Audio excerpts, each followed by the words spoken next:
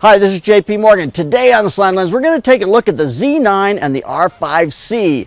I've been excited to compare these two cameras. I've been excited about the R5C for a long time. So I asked Madison to join me here today.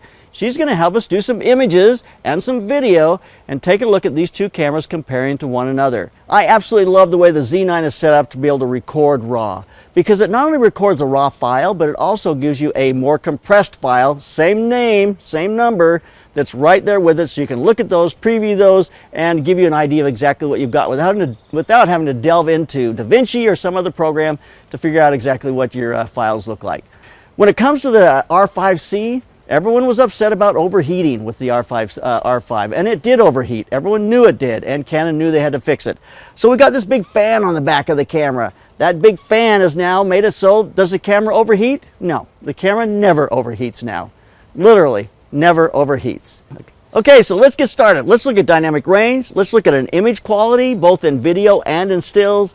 Let's take a look at the autofocus in video and stills. Let's just see exactly what these two cameras, how they compare with one another, and see exactly where they end up. So let's get to it. I want to see what's going to happen. Let's kick this off. Let's get an image quality test started. We're using a 100 and a 105 millimeter.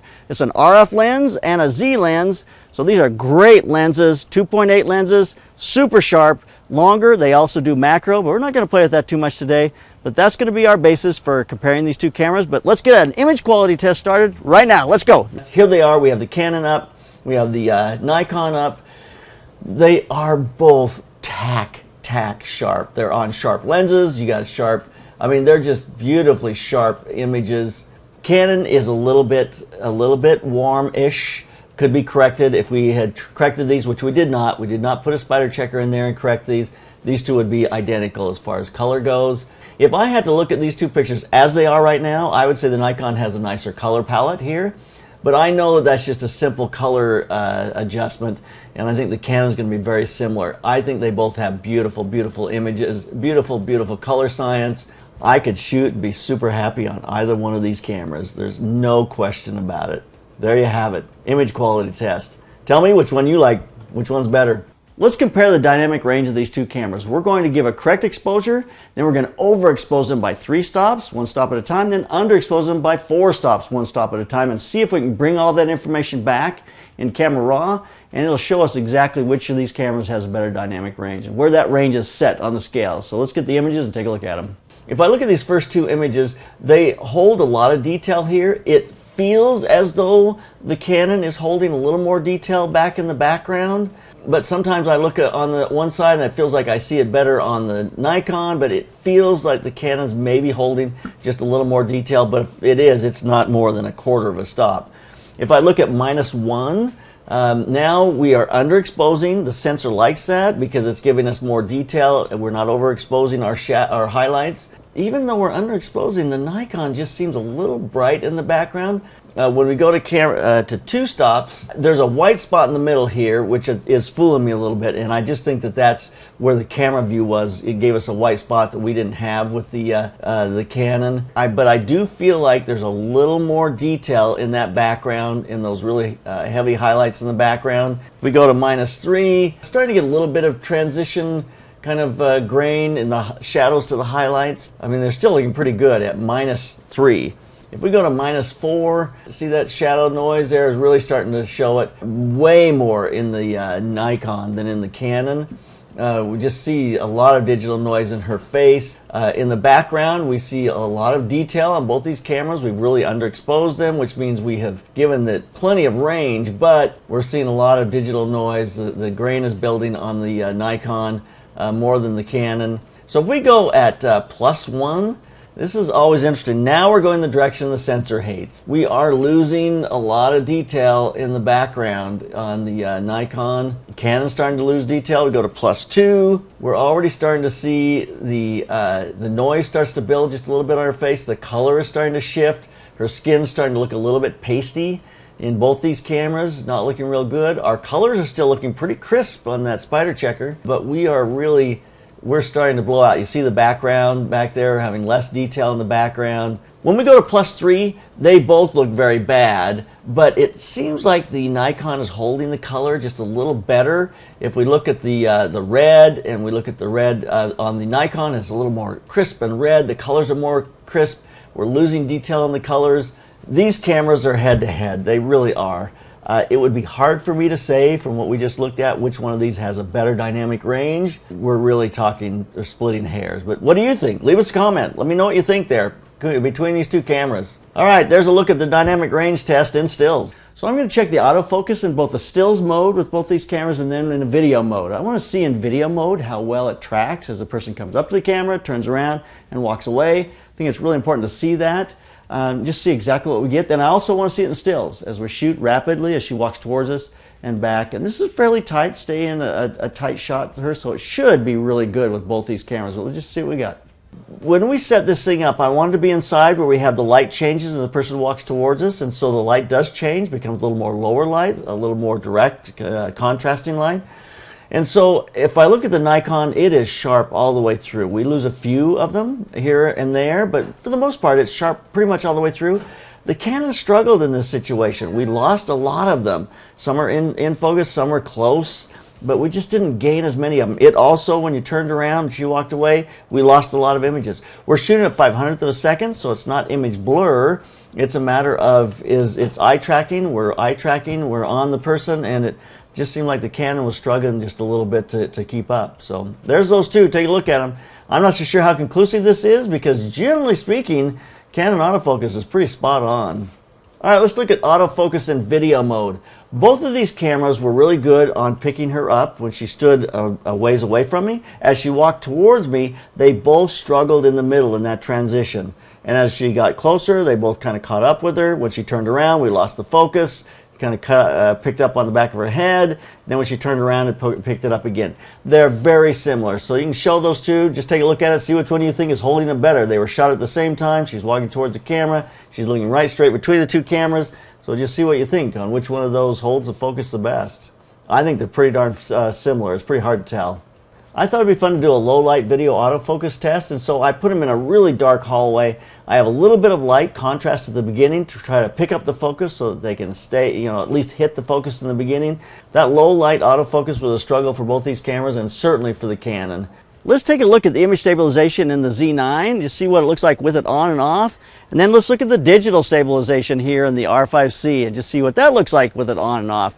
We'll take a look at those, just see what we think. I have a pretty good idea what this is going to look like.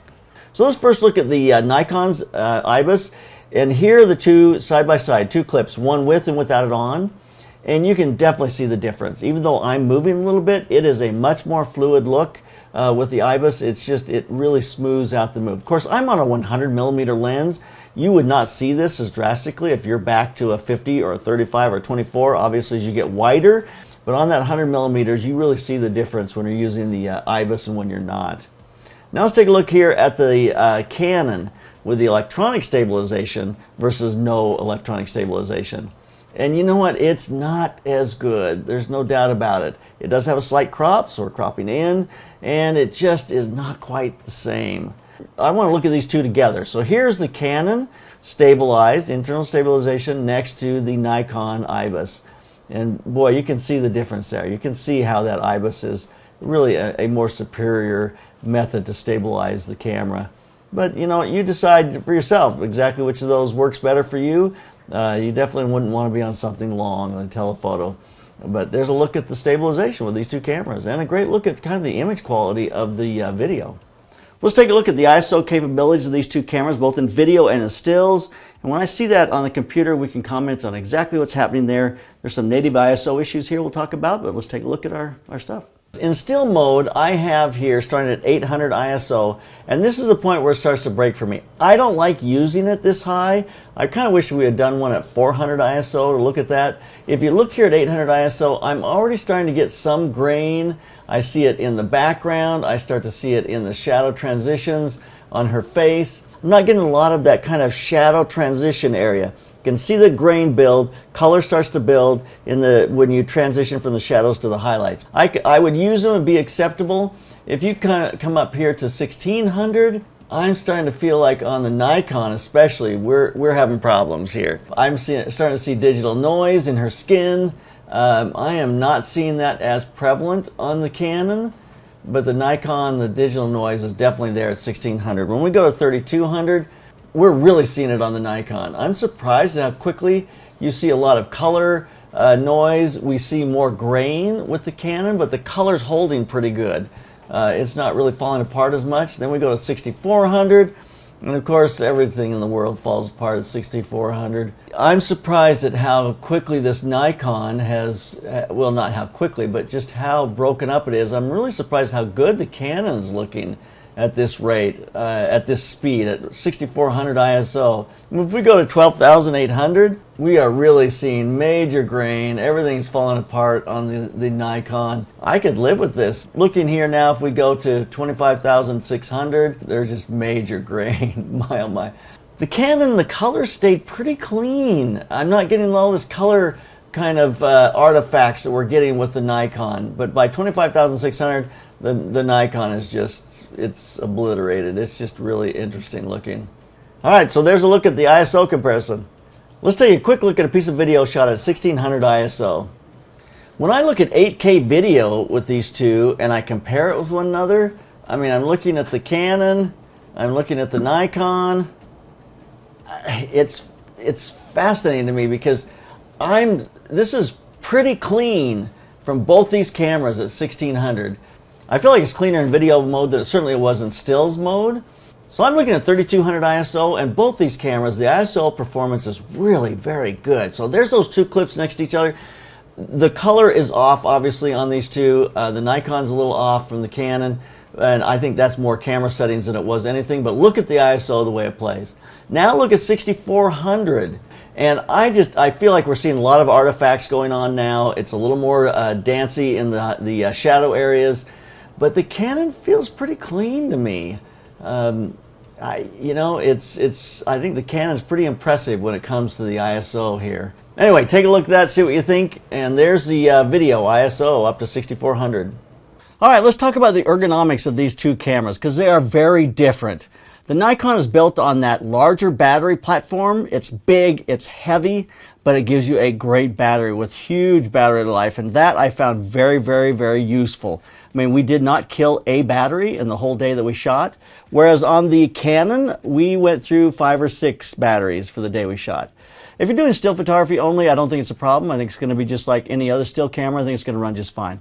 It's kind of weird that the Canon has this kind of on the back little fan thing. I thought that would really bother me, but you know what? The way it's placed and the way my hand works on it as a right-handed person, I didn't have any problem with it. It's got a nice grip where I can hold on to the camera. This was not in my way at all. I didn't feel any issue about it being on there at all. The buttons on this camera really have twofold mission. When it's on the photo mode, which is gray, all the buttons inside have gray markings that tell you what they do. When you switch over to video, and that's what you do, you switch from either stills to video, you completely reset the menus in this camera, and it gives you a clean new menu set, one for video, one for stills. So when you go to video mode in this camera, now the white names underneath the buttons tell you what those buttons do. I just felt like there are a lot of buttons here you can program to do different things. You can completely customize this camera. It's not heavy. It's a nice lightweight platform, really easy to carry around with you, which is something that compared to this, not the case. This is very much a heavy platform, but great battery life, and it's built like a tank. It's going to last forever. I do feel like with the Z9, oh, one thing I want to mention on here, I really do love the fact that Canon is now switching over to a hot shoe that allows you to use sound and to pull sound through the hot shoe. I am not familiar with the menus, not Nikon as much as I am Canon or Sony, but you know what? I have used them enough, and now as I use this one, I think they are very simple to use and easy to access. Obviously, both of these cameras are flagship cameras for these two manufacturers. Canon has fixed the issues with overheating with this camera. There are not issues with overheating. Nikon has given you a better video camera. Everyone has said Nikon was falling behind with video. Not anymore. I think Nikon has made a huge leap forward with regards to video in this camera, and in a lot of ways surpassed a lot of the other cameras on the market. So Nikon came to the party in video, and Canon finally got their video camera to not overheat. All right, let's wrap this up. I think these are very, very close head-to-head kinds of cameras. They're high-end cameras, flagship cameras. I feel like, though, the Canon was struggling a little more than the Nikon when it came to autofocus, but I feel like the Canon was a little better when it came to ISO performance than the Nikon. There's some trade-offs there with regards to ergonomics. Obviously, the Canon is much smaller, lighter weight. The Nikon is much heavier, better battery life. I mean, those kinds of things make that a positive for the Nikon and a bit of a negative for the Canon, because you're going to have some kind of external battery support, I believe, if you're going to really use this as a serious cinema camera. And maybe that's what Canon's thinking. You know, you're going to need to put an Anton Bauer or a V-mount battery on this camera and be able to have a dummy battery so you can adapt it and really have the power necessary to run this all day long. So, two excellent cameras. Leave your comments below. Tell us what you think about these two different cameras. Tell us what you think you would buy or why you would buy it and what the future of Canon and Nikon is. So leave some comments and keep listening. Keep those cameras rolling. Keep on clicking.